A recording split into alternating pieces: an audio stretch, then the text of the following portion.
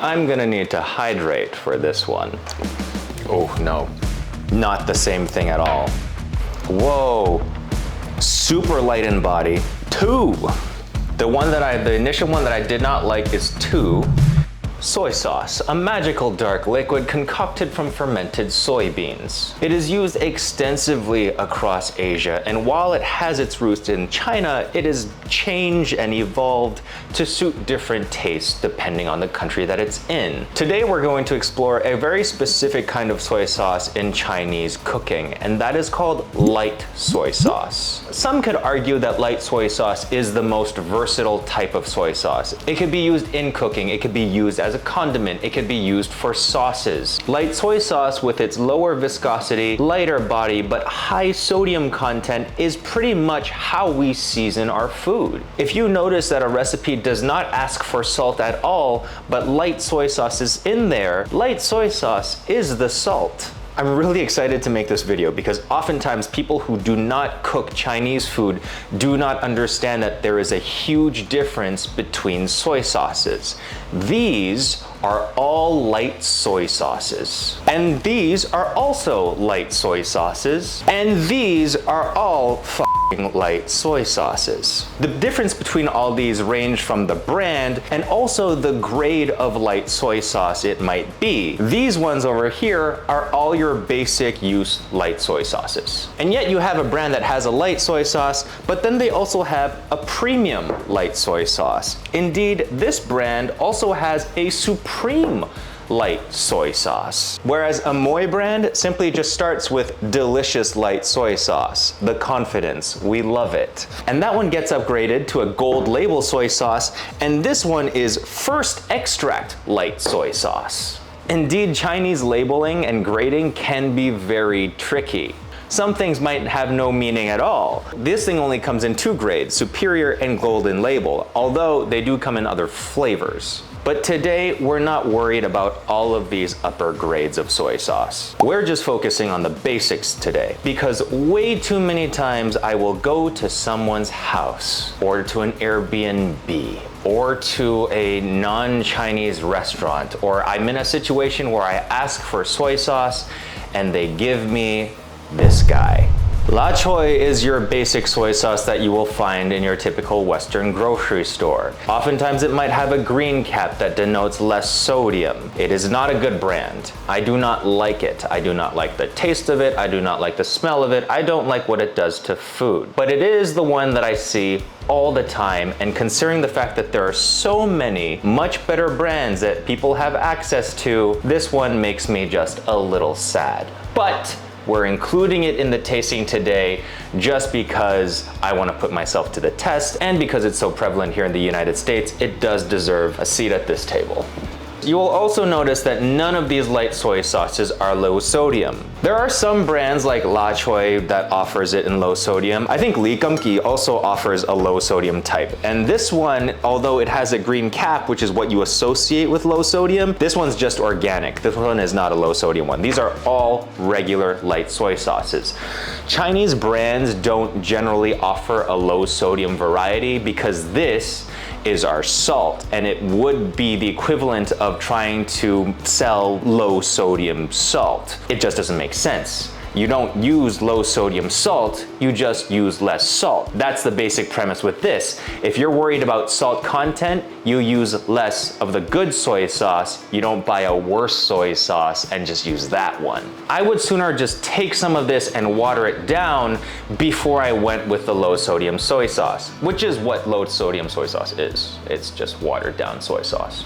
So what exactly are we doing here? Well, I have my own brand loyalties. I grew up with Kum Kee, and I'm a big fan of Pearl River Bridge. But there are so many different brands out there. This is just what I found in my Asian grocery store, plus all of those upper ones of light soy sauce. And I was like, it would be fun to do a tasting. What I've done here is I have numbered all of these bottles and put numbers on the bottom, and then these glasses here, I put the corresponding number on them, and I have shuffled these glasses so that I don't know which one is actually which. And I'm gonna give each one a taste, and I'll give them a rating and whether or not I would use it in cooking. These ones over here, all but these two, I got from the Chinese grocery store. These two I got from my Western grocery store. To be fair, I wanted to include the ones that people would find. So we have your basic La Choy here, and then I have a store brand one here, which I don't even know if this is supposed to be Chinese soy sauce or Japanese soy sauce or Korean soy sauce or what. It just says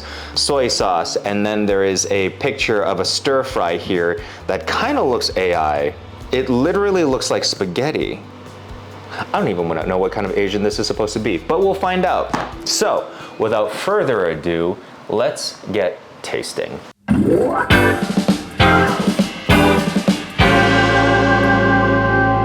Now, unfortunately for you, what I'm not going to do is take complete shots of soy sauce here. I love you, but I'm not willing to get hypertension for you. So I'm just gonna do like a chopstick dip and taste method, and then we're just gonna see from here. And even though I don't even know what they are already, I can just flip things around. And also, like with the power of raging ADHD, I long forgot even what the order of the bottles were to begin with. So I definitely don't know which soy sauces any of these are, and it would kind of defeat the purpose if I was trying to cheat in any way. So let's try this one.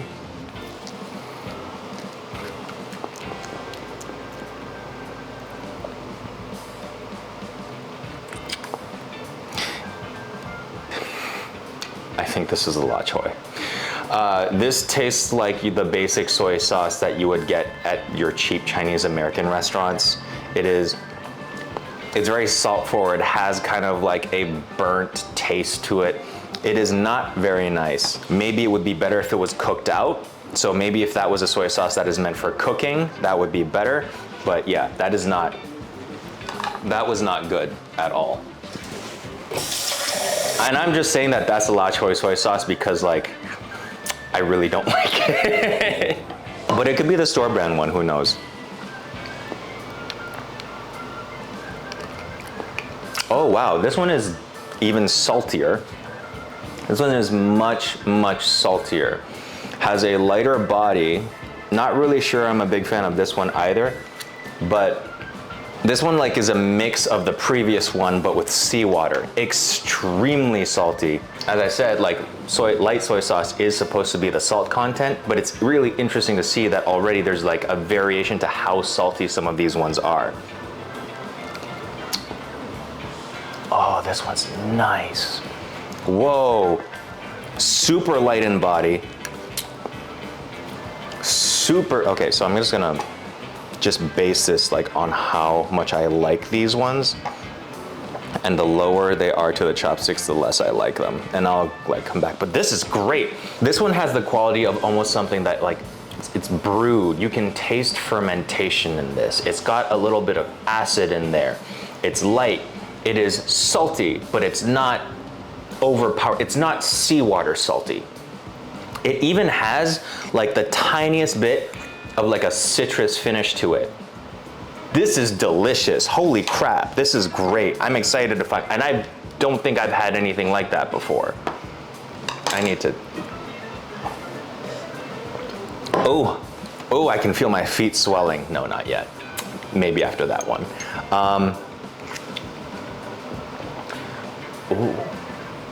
This one has a slight sweetness to it. Less acid, more umami than salt. This might have been enhanced with a slight little bit of like sweetener or MSG or whatnot. Either way, it is delicious. But these flavors you can also get from like a, fermentation process. It really just depends on the manufacturing though. But this one is also an excellent soy sauce. Tied, great. I'm learning so much. Although there's so much salt in all of this, I can feel it start to burn my tongue.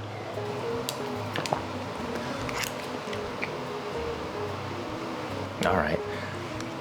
Not as interesting as these two. Very salt forward, still lighter in body than these two.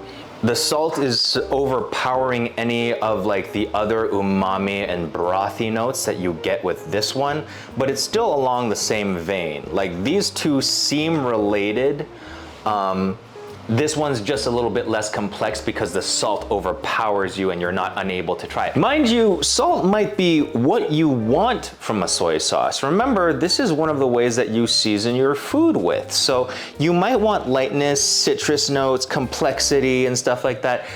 If you were doing, say, like a dipping sauce for dumplings, maybe that's just all you want. You want just soy sauce for something. Maybe you want to use it to combine it with like a chili oil and crushed garlic to make like a more complex dipping sauce. A lighter bodied soy sauce would be perfect for that. But if you were making something, if you were seasoning a stir fry, if you were making fried rice, that kind of thing, you was subjecting it to heat, adding it to a lot of components, maybe more salt is what you want. Not as complex, salt forward, but still not bad. This one tastes like a Japanese soy sauce. This one doesn't taste like any of the other soy sauces, in the sense that Japanese soy sauces are a little more acidic, and they have this quality of like a brewed soy sauce. It just tastes very different in the vein of the fact that like it's not even in the same category. So I have a feeling that this might be, yeah, nope, I'm not gonna guess. I'm not gonna guess first, I'm just gonna talk about it. Not sure how much I like it or not like it in comparison to Japanese soy sauces that I've had. It's just like not what I'm looking for right now. Ooh, very brothy. Not as salty as this guy. Yeah. I'm starting to realize that I have preferences for this. This one is just salty, just umami. Not too bad, but just like nothing really all that remarkable about it. What's this one? Also just okay. There's something about these soy sauces here. There's like a chemical taste. There's like some kind of deepness that isn't necessarily pleasant. That just reminds me of the soy sauces that comes in the plastic packets. I'm gonna try them again. Top, good, okay, not that great, not that great, not that great. So let's find out what they are. And then this one I'm not really gonna count because this one is like not the same thing at all. All right, let's see. 2. The initial one that I did not like is 2, and this one's 1.